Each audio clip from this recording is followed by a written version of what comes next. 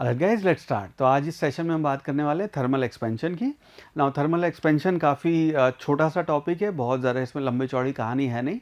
और यहाँ जो अपने बेसिक कॉन्सेप्ट्स क्लियर होंगे वो आपको केटीजी और थर्मो में भी हेल्प करते हैं। तो थर्मल एक्सपेंशन और कैलोरीमेट्री में जो हम हीट की शुरुआत करते हैं वो आपको हीट ट्रांसफ़र और वही चीज़ें आपको केटीजी थर्मो में भी हेल्प करती हैं, तो इसको ध्यान देना। और एक सवाल इसका अक्सर आ जाता है। तो नाउ सबसे पहले बात करते हैं, बिल्कुल बेसिक से स्टार्ट करते हैं, इसको क्विकली कवर करते हैं। Let's start with topic temperature. तो टेम्परेचर है, temperature defined as the degree of hotness और कोल्डनेस ऑफ अ बॉडी। तो कोई भी आपकी जो बॉडी है वो कितनी हॉट है या कितनी कोल्ड है, उस बात का परिमाण जो है, उस बात का जो नापने का तरीका है, उसको हम कहते हैं temperature. Natural flow of heat is from higher temperature to lower temperature. तो कभी भी आपकी हीट ट्रांसफ़र अगर हो रहा है तो हीट हमेशा ट्रैवल करती है आपकी हायर टेम्परेचर की बॉडी से लोअर टेम्परेचर की बॉडी पे। Two bodies are said to be in thermal equilibrium. हम कहते हैं दो बॉडीज आपकी थर्मल इक्विलिब्रियम में तब आएंगी जब दोनों का तापमान, दोनों का टेम्परेचर बराबर हो जाएगा और उसके बाद आपकी हीट फ्लो करना बंद कर देती है। अगर दोनों का टेम्परेचर सेम आ गया तो हीट यहाँ से वहाँ फ्लो करना आपकी बंद कर देगी। इसके बाद बात करते हैं टेम्परेचर, जो उसकी यूनिट है, तो ये आपकी 7 फंडामेंटल यूनिट्स में टेम्परेचर वो आता है। स्केलर फिजिकल क्वांटिटी है, इसकी यूनिट आपकी केल्विन होगी, ऐसा यूनिट। और इसके अलावा बहुत सारे और यूनिट है जो हम यहाँ पे हम डिफाइन करते हैं। सो केल्विन जो है ये आपकी एसआई यूनिट हो गई। इसके अलावा आपकी सेंटीग्रेड या सेल्सियस, फ़ारेनहाइट और रीमर और रैंकाइन, ये अलग अलग यूनिट्स हैं।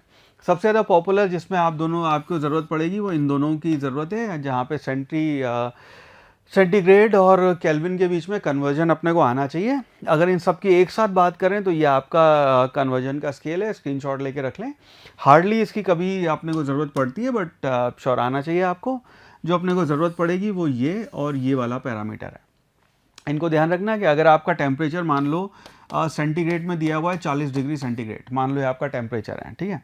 टेम्परेचर ऑफ अ बॉडी अपने को ये दे रखा है ना। इस केस में अगर हम कहें ये आपका टेम्परेचर है, इसी को अगर हमें कन्वर्ट करना हो 40 डिग्री को केल्विन में, तो यही केल्विन आपका कन्वर्ट होके हो जाएगा 273.15 प्लस 40। ऐसे करके आप इस टेम्परेचर को केल्विन में कन्वर्ट कर लेंगे, तो ये आपका कन्वर्जन हो जाएगा इस केस में। नाउ मूविंग फॉरवर्ड, यहाँ पे हम बात करते हैं थर्मल एक्सपेंशन की। नाउ थर्मल एक्सपेंशन यहाँ पे हम कहते हैं कि when matter is heated without any change in its state. अगर आपने मैटर को हीट किया है, स्पेशली यहाँ पे हम बात कर रहे हैं आपके सॉलिड्स की, अगर आपने उसको हीट किया है और वो लिक्विड में कन्वर्ट नहीं हुआ है, हम कहते हैं इट यूजुअली एक्सपेंड्स। तो अगर आपका टेम्परेचर बहुत ज़्यादा चेंज नहीं किया आपने, आपका आयरन रॉड है 2 डिग्री, 5 डिग्री, 10 डिग्री, अगर आपने टेम्परेचर चेंज किया है, 40 डिग्री का भी मान लो चेंज आया है, तो इतना चेंज नहीं है कि उस लोहे को पिघला दे वो, ठीक है। तो उस केस में हम कहते हैं कि इट एक्सपेंड्स। एक्सपेंड का रीज़न हम ये समझाते हैं कि with rise in temperature amplitude of vibration. तो हम ये कहते हैं कि जो आपका बीसीसी एफसीसी स्ट्रक्चर आपने केमिस्ट्री में पढ़े होंगे, तो यहाँ हम कह रहे हैं कि आपका मान लो ये एक एटम है और ये ऐसे ऐसे वाइब्रेट कर रहा है और नेबरिंग वाले उसके अगल बगल में क्लोज पैक्ड हमने रखे हुए हैं।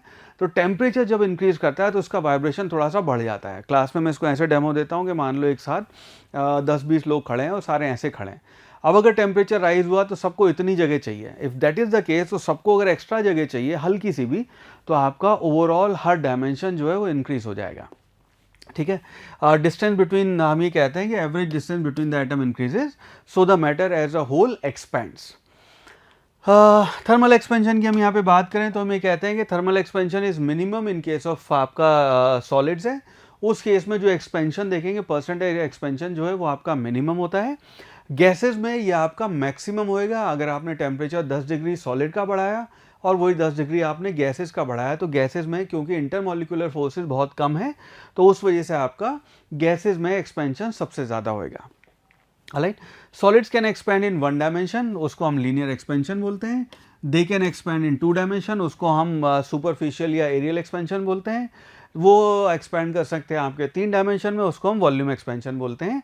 While liquid and gases usually suffer change in volume on low volume only. तो गैसेज और लिक्विड की जब हम बात करते हैं तो गैसेज या लिक्विड के केस में हम 1 डायमेंशन चेंज की बात नहीं करते हैं, हम कहते हैं वो आपका तीनों डायमेंशन में आपका एक्सपैंड कर सकता है, तो उसका एक्सपेंशन हम वॉल्यूम में लेंगे, ठीक है। अरे चलो इसके बाद बात करते हैं आपके लीनियर एक्सपेंशन, वॉल्यूमेट्रिक और आपके सुपरफिशियल या एरियल एक्सपेंशन की। सो हम ये कहते हैं कि लीनियर एक्सपेंशन जब हो रहा है तो बिफोर हीटिंग, मान लीजिए आपकी एक रॉड रखी हुई है, उसकी लेंथ एल नॉट है, और जब आपने उसको हीट किया तो मान लीजिए उसकी लेंथ जो है L not plus delta L हो गई। डेल्टा एल यहाँ पे आपकी जो लेंथ है उसकी थोड़ी सी बढ़ गई। If that is the case हम कहते हैं डेल्टा एल जो है उसको आप लिखते हैं L not multiplied by alpha delta T. तो चेंज इन लेंथ जो है वो आपकी इस बात के प्रोपोर्शनल होगा कि ओरिजिनल लेंथ क्या है। तो जब हम चेंज इन लेंथ की बात करेंगे तो मान लीजिए आपकी एक रॉड है जिसकी लेंथ है 1 मीटर, वो उसी मटेरियल की बनी हुई एक रेलवे लाइन है जिसकी लेंथ है 1 किलोमीटर या 10 किलोमीटर। तो चेंज इन लेंथ जो आएगा वो इस बात के प्रोपोर्शनल होगा कि ओरिजिनल लेंथ क्या है और आपका टेम्परेचर में चेंज किया हुआ है, और उसी के साथ साथ एक आपका कोफिशिएंट ऑफ यहाँ पे अल्फा ही आ जाता है जिसको आप कहते हैं कोफिशिएंट ऑफ थर्मल एक्सपेंशन या coefficient of linear thermal expansion. ये आपका प्रोपोर्शनलिटी कांस्टेंट आ जाएगा और ये आपकी उस मटेरियल की प्रॉपर्टी है। फाइनल लेंथ जो हो जाएगी आपकी वो हो जाएगी एल नॉट प्लस आपकी L not alpha delta T, ये आपकी फाइनल लेंथ हो जाएगी। यहाँ पे अल्फा की अगर हम बात करेंगे तो इसको हम कहते हैं कोफिशिएंट ऑफ लीनियर आपका थर्मल एक्सपेंशन, और यहाँ पे अल्फा की जो डायमेंशन आएगी वो डायमेंशन आपकी सी इनवर्स या फिर के इनवर्स आएगी या फिर उसकी टेम्परेचर इनवर्स, ये डायमेंशन रहेगी यहाँ पे। नाउ इसी को अगर हम 2 डायमेंशन की बात करें, सुपरफिशियल या फिर आपका एरियल एक्सपेंशन, एरियल एक्सपेंशन में हम कहेंगे कि आपकी जो प्लेट है, अब वो प्लेट आपकी एक्स डायमेंशन और वाई डायमेंशन या फिर दोनों डायमेंशन में उसका इंक्रीज हुआ है, तो उस केस में हम यहाँ पे कहेंगे कि आपका चेंज इन एरिया जो है वो A naught beta alpha delta T हो गया। और यहाँ पे हम ये भी कहते हैं कि अल्फा जो है twice alpha that will be equal to beta. यहाँ पे हम कहते हैं कि अगर आपकी बॉडी का सिमेट्रिक एक्सपेंशन हुआ है, यानी कि एक्सपेंशन उसका एरिया लेंथ में और ब्रेड्थ में अगर सेम अगर उसका कोफिशिएंट है, तो उस केस में हम एरिया का जो कोफिशिएंट बीटा आता है उसको हम ट्वाइस अल्फा लिख देते हैं। अगर यहाँ पे असिमेट्रिक या जो आइसोट्रोपिक आपके मटेरियल होते हैं उस केस में अल्फा अगर आपका अलग है दोनों डायमेंशन में, तो उस केस में बीटा को आप लिखेंगे beta will be equal to alpha 1 plus alpha 2। उस केस में दोनों बराबर नहीं होंगे, तो एक्सपेंशन आपका एक्स डायमेंशन में अलग हो रहा है, वाई डायमेंशन में अलग होएगा, या जो भी 2 डायमेंशन है अलग अलग एक्सपेंशन होगा, तो वहाँ पे आप बीटा की वैल्यू अल्फा 1 प्लस अल्फा 2 करके लिखेंगे यहाँ पे। ठीक है, ये आपका फाइनल एरिया आ गया। वॉल्यूम एक्सपेंशन हो रहा है तो अगेन यहाँ पे फिर हम अज्यूम करते हैं कि आपका हर डायमेंशन में अगर आपका coefficient expansion per unit expansion अगर सेम है उसको आप यहाँ पे गामा से डिनोट करते हैं। तो change in volume will be equal to original volume multiplied by आपका change in temperature and gamma की वैल्यू हो जाएगी। फाइनल वॉल्यूम आपका V naught 1 plus gamma T हो जाता है। इनके बीच अगर रेशो देखेंगे तो अगेन यहाँ पे फिर हम कहते हैं कि आपका गामा जो है that will be equal to 3 alpha. मतलब क्या है कि आपका एक्स डायमेंशन वाई डायमेंशन और जेड डायमेंशन में जो कोफिशिएंट है वो अगर बराबर हैं तो उस केस में आप इन तीनों को ऐड करके ऐसे लिख देंगे। अगर अलग अलग हैं तो आप लिखेंगे gamma will be equal to alpha 1 plus alpha 2 plus alpha 2। ये आपका वॉल्यूमेट्रिक एक्सपेंशन होगा। ठीक है, आई होप ये चीज़ आपको क्लियर है। आगे बढ़ते हैं। सो इसके बाद हम बात करते हैं यहाँ पे आपका इफेक्ट ऑफ टेम्परेचर। कुछ सिनेरियोज आते हैं जिनके ऊपर डायरेक्ट सवाल बनते हैं। तो इफेक्ट ऑफ टेम्परेचर ऑन आपका हम बात करें time period of a simple pendulum. Now हम ये कहते हैं कि अगर आपका सिंपल पेंडुलम है, इसकी एल रॉड है, ये आपका सारा मास यहाँ कंसनट्रेटेड था, इसका आपने जो टाइम पीरियड लिखा था T is equal to 2π√L/g। Now इस केस में अगर मान लीजिए आपकी लेंथ इंक्रीज हो गई, अगर यहाँ पे आपकी लेंथ इंक्रीज हो गई तो आपका ऑफकोर्स क्योंकि लेंथ के डायरेक्टली प्रोपोर्शनल है अंडर रूट में, तो आपका यहाँ टेम्परेचर चेंज की वजह से टाइम पीरियड में भी चेंज आएगा। कितना चेंज आता है उसको आप एरर एनालिसिस करके यहाँ पे लिख सकते हैं। Delta T/T will be equal to half alpha delta theta. Delta theta actually यहाँ पे डेल्टा टेम्परेचर वाला वो है। ठीक है, और इसी में एक सवाल आपसे ऐसे पूछे हुए हैं कि मान लीजिए आपका लेंथ 2% बढ़ गया, आधा % बढ़ गया, उस केस में लॉस ऑफ टाइम क्या होगा? बिकॉज आपका जो टाइम पीरियड है पेंडुलम का वो स्लो हो गया है। स्लो हो गया है तो घड़ी आपकी धीरे चलेगी, धीरे चलेगी तो आपका लॉस इन टाइम आएगा। लॉस इन टाइम को आप यहाँ लिख सकते हैं, इस टी को हम उधर ले गए मल्टीप्लाई कर देंगे तो ये half alpha delta T multiplied by आपका टाइम पीरियड जो ओरिजिनल है उससे ये आ जाएगा। ना यहीं पे कुछ सवाल आपसे पूछे हुए कि एक दिन में कितना लॉस होएगा। उस केस में टी की वैल्यू जो है आप यहाँ पे वो एक दिन के हिसाब से उसको सेकंड्स में करके आप लिख सकते हैं। वहाँ पे 24 × 60 × वो करके आप उसकी वैल्यू लिख सकते हैं। तो एक सेकंड में इतना लॉस हुआ है पर यूनिट टाइम आपका, इसमें जो हमने देखा पर यूनिट टाइम इतना लॉस हुआ है, पूरे दिन भर में कितना होएगा उसको 86400 से मल्टीप्लाई कर दो तो पर डे लॉस आ जाएगा आपका। नेक्स्ट यहाँ पे बात करते हैं, अगर आपकी रॉड जो है, ठीक है, अब यहाँ पे 2 चैप्टर हमने मिला दिए, थर्मल एक्सपेंशन और आपका इलास्टिसिटी। तो जो रॉड है उसको आपने 2 रिजिड सपोर्ट के बीच में रख दिया है, ओरिजिनल लेंथ उसकी L। अब यहाँ पे टेम्परेचर हमने बढ़ाया, तो रॉड जो है वो धक्का मारेगी, उन दीवार को एक्सपेंड करने की कोशिश करेगी, बट क्योंकि हमने कहा है रिजिड सपोर्ट है, वो दीवार वहाँ से नहीं हिलेगी, उस वजह से आपकी यहाँ पे स्ट्रेन आ जाएगी। स्ट्रेन कितना होएगा, वो आपका स्ट्रेन हम इलास्टिसिटी में पढ़ चुके हैं, स्ट्रेन की वैल्यू होती है डेल्टा एल बाई एल। हमने कहा था स्ट्रेन वहाँ पे तब होता है जब डेल्टा एल होता है कि आपकी लेंथ इंक्रीज हुई। यहाँ पे एक्चुअली देखेंगे तो लेंथ इंक्रीज नहीं हुई, लेकिन हम डेल्टा एल को यहाँ पे मानेंगे कि टेम्परेचर के चेंज के साथ कितनी लेंथ इंक्रीज होना चाहती थी, उसको आप डेल्टा एल लिख के उसको उसके बेसिस पे आप स्ट्रेन निकालेंगे, और इसकी सिंपल सी वैल्यू अल्फा डेल्टा थीटा आ जाती है। डेल्टा थीटा आपका चेंज इन टेम्परेचर है। सिमिलरली थर्मल स्ट्रेस की बात करेंगे तो इसको आप जो भी आपका स्ट्रेन आया उसको आप वाई से यंग्स मॉडुलस से मल्टीप्लाई कर देंगे, बिकॉज हमें पता है इलास्टिसिटी में पढ़ा हुआ है कि आपका वाई जो होता है that is stress divided by strain. तो स्ट्रेन को निकालना है तो वाई मल्टीप्लाइड बाय स्ट्रेन कर देंगे तो स्ट्रेस आ जाएगा। ये आपका थर्मल स्ट्रेस हो जाता है। कुछ सवाल यहाँ पे ऐसे पूछे जाते हैं कि दीवार पे फोर्स कितना लगेगा। दीवार पे फोर्स के लिए आप डायरेक्टली फॉर्मूला यूज़ कर सकते हैं, तो this will be equal to stress की जो वैल्यू है, स्ट्रेस को हम लिखते हैं फोर्स पर यूनिट एरिया। तो ये जो आपका स्ट्रेस आया उसी को आपने एरिया से मल्टीप्लाई कर दिया, and once you do that आपको फोर्स की वैल्यू मिल जाएगी। ठीक है, आई होप ये चीज़ आपको क्लियर हुई। छोटे छोटे फॉर्मूले, इनको ध्यान रखना। उसके बाद बात करते हैं एरर इन स्केल। तो अगर हम मान लीजिए स्केल यूज़ कर रहे हैं, वो स्केल मान लीजिए हमने 20 डिग्री सेंटीग्रेड पे कैलिब्रेट किया हुआ है, और अब आप उससे कोई लकड़ी नापना चाह रहे हैं, तो लकड़ी का थर्मल एक्सपेंशन कम होगा एज कम्पेयर टू स्टील का स्केल जो है उसका एक्सपेंशन होएगा। अदर वे राउंड, अगर आपका लकड़ी का स्केल है उससे आप कोई चीज़ नाप रहे हैं और 20 डिग्री पे पहले नापी, और लकड़ी का स्केल है आप कोई मेटल की चीज़ नाप रहे हैं, अब टेम्परेचर आपका बढ़ गया तो मेटल स्केल ज़्यादा एक्सपेंड कर जाएगा, आपका ऑब्जेक्ट कम है, तो आपका ये एक्सपेंशन जो है ये इसके अल्फ़ा पे डिपेंड करेगा कि उस मटेरियल का अल्फ़ा क्या है। इसके लिए हम ये कहते हैं कि मान लीजिए ट्रू वैल्यू जो है, ट्रू वैल्यू हम कहते हैं कि किसी एक टेम्परेचर पे हमने कहा कि मान लो इसकी लंबाई 20 सेंटीमीटर या 20 इंच या वॉटेवर उसकी वो वैल्यू है। अब जब डेल्टा थीटा आएगा तो वहाँ पे ट्रू वैल्यू निकालने के लिए हम ये यूज़ करते हैं आपका scale reading multiplied by 1 plus alpha, और उसके बाद चेंज इन टेम्परेचर। आपका एक टेम्परेचर जो फाइनल टेम्परेचर है, एक आपका कैलिब्रेशन टेम्परेचर होएगा। इसको यूज़ करेंगे तो हमें आपकी यहाँ पे इसकी स्केल की जो एरर आएगा उसकी वैल्यू मिल जाएगी। अगेन एक चीज़ ध्यान रखना है, यहाँ पे एक और इस तरह के सवाल पूछे हुए हैं कि आपकी कैविटी है, मान लीजिए कैविटी है कि आपका कोई प्लेट है या फिर आपको कोई क्यूब है, उसके अंदर कैविटी बना दी। अब टेम्परेचर जब इंक्रीज हुआ तो ये लाइन ध्यान रखना, it says every linear dimension increases. तो हर लीनियर डायमेंशन जो है उसमें इंक्रीज आएगा। तो इसकी लेंथ अगर आपकी, इसकी ब्रेड्थ अगर आपकी, हाइट ये है, उसमें जो चेंज आएगा 5% बढ़ी है, अंदर की कैविटी जो है आपकी वो भी इंक्रीज करेगी। कई बार लोगों को यहाँ पे विजुलाइज करना मुश्किल हो जाता है, उन्हें लगता है कि जब इंक्रीज होएगा अंदर वाला छोड़, नहीं, हर डायमेंशन आपकी इंक्रीज होगी, इसको ध्यान रखना। फॉर द सिंपल रीज़न कि यहाँ जो आपकी ये सरकमफ्रेंस है, इसमें जो लोग खड़े हुए हैं, जो हमने शुरू में एग्जांपल लिया था, वो पहले ऐसे खड़े हुए थे, मेटल के जो भी ये पीसेज हैं, अब वो भी ऐसे हो गए। If that is the case, ये वाला जो रेडियस है ये भी आपका ऐसे एक्सपेंड हो जाएगा। तो हर डायमेंशन आपकी इंक्रीज होती है, इस लाइन को ध्यान रखना है, एवरी लीनियर डायमेंशन इंक्रीजेस। हाँ, ठीक है, चलो अब आगे बढ़ते हैं, इस पर कुछ और चीज़ें देखते हैं। यहाँ पे हम कहते हैं थर्मल एक्सपेंशन इन लिक्विड्स। तो लिक्विड्स पे जब हम थर्मल एक्सपेंशन की बात करते हैं, हम कहते हैं since liquids are always heated along with the vessel. आप ऐसा नहीं होएगा कि पानी हाथ में गर्म कर रहे हैं, आप जब भी लिक्विड गर्म करेंगे it will always be with the vessel. तो इस केस में, लिक्विड के केस में जो थर्मल एक्सपेंशन आता है, वहाँ पे हम ये कहते हैं कि एक्चुअल एक्सपेंशन या जो आपका actual increase in volume of liquid हुआ है वो होगा अपेरेंट इंक्रीज इन, आपका जो वॉल्यूम है उसका जो अपेरेंट इंक्रीज हुआ है minus increase in volume of vessel. तो आपका मान लो कंटेनर है, भगोने में आप पानी गर्म कर रहे थे या दूध उबाल रहे थे या कोई भी आपने चीज़ वो गर्म की उसमें लग के, तो लिक्विड एक्सपेंड हुआ। अगर वही कंटेनर आपका मान लो कंक्रीट का बनाओ जिसका एक्सपेंशन हम कहते हैं बहुत कम है, मान लीजिए, if that is the case, तो आपको एक्चुअल लिक्विड का एक्सपेंशन दिखेगा।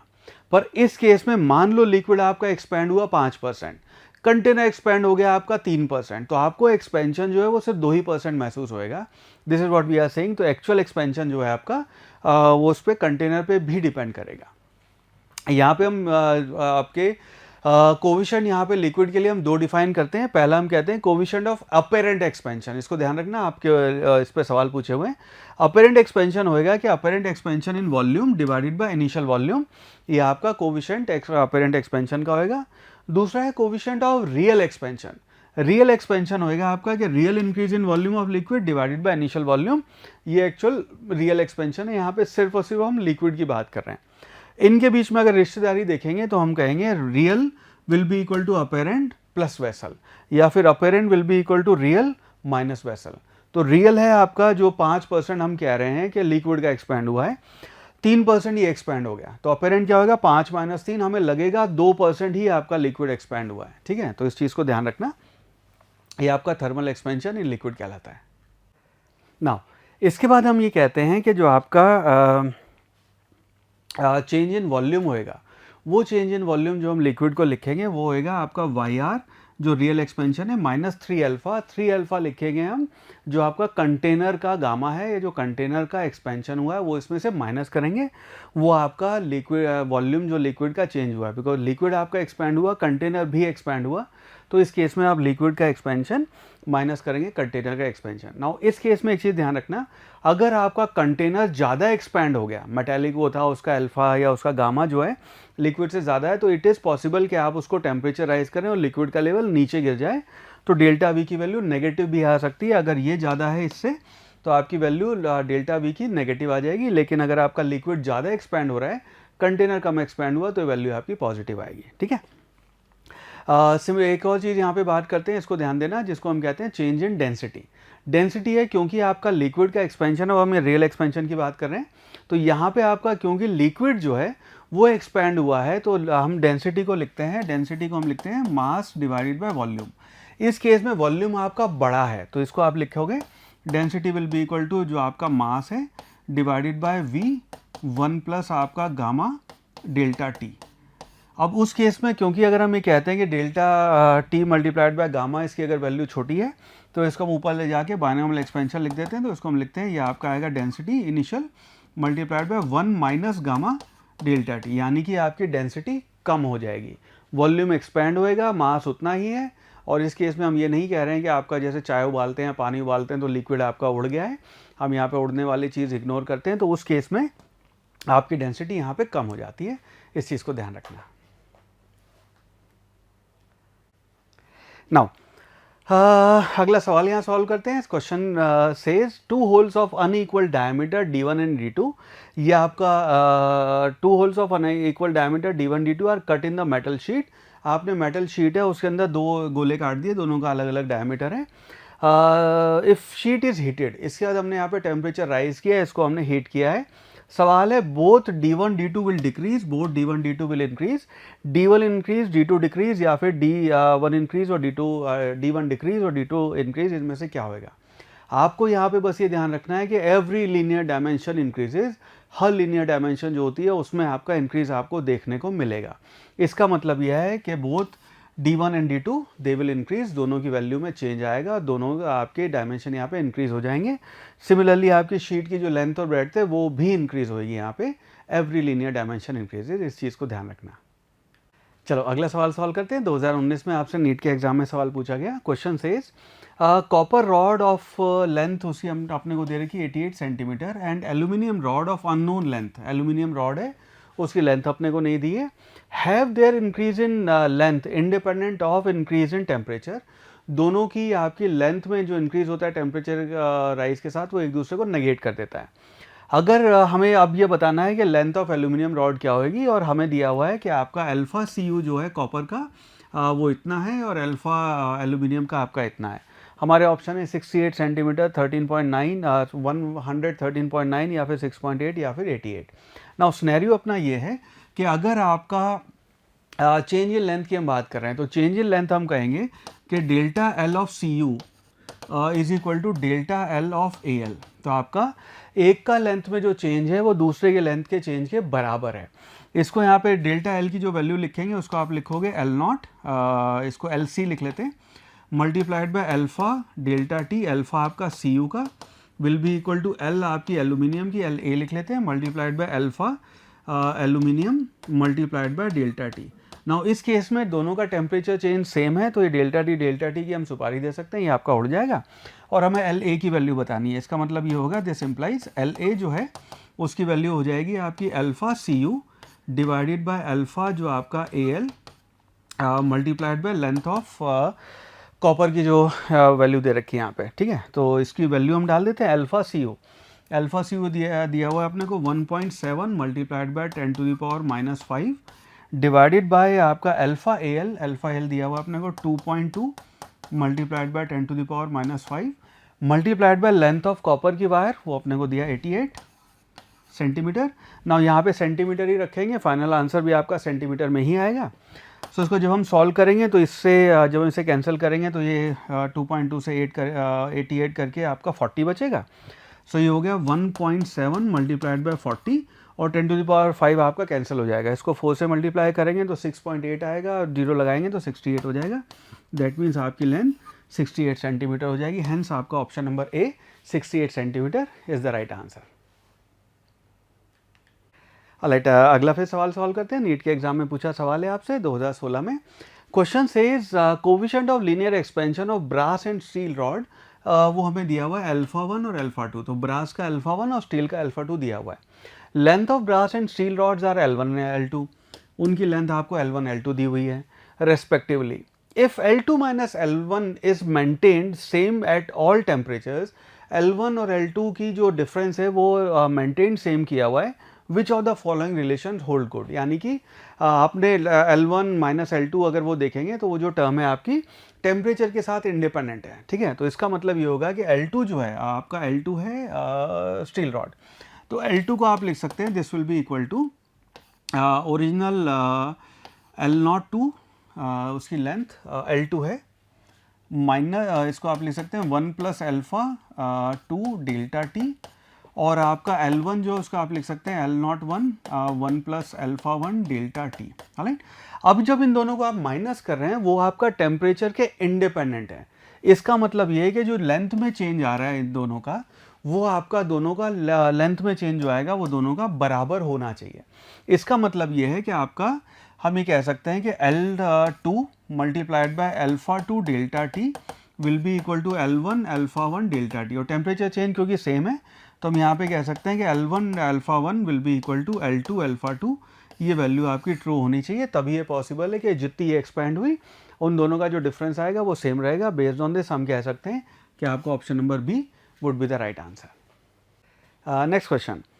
Question says the value of coefficient of volume expansion of glycerine, आपने को इतना दिया हुआ है तो आपका वॉल्यूम एक्सपेंशन इतना दिया है लिक्विड का अपना। A fractional change in the density of glycerin for a rise of 40 degree centigrade in temperature, और नीट 2015 का आपका सवाल है। तो हो ही रहा है कि आपको उसका गामा पता है, 40 डिग्री आप टेम्परेचर बढ़ा रहे हैं और आपको बताना है कि डेंसिटी में कितना फ्रैक्शनल चेंज आएगा। ना इस चीज़ को समझते हैं यहाँ पे, पहले फ्रैक्शनल चेंज का फॉर्मूला निकालते हैं, सवाल तो बहुत आसान है। तो इसको हम कहते हैं कि आपकी जो डेंसिटी है वो हो जाएगी density 1 minus gamma delta T, ठीक है। अब इसको आप राइट हैंड साइड को अगर एक्सपेंड करेंगे तो final density will be equal to rho naught minus ये आएगा rho not gamma delta T.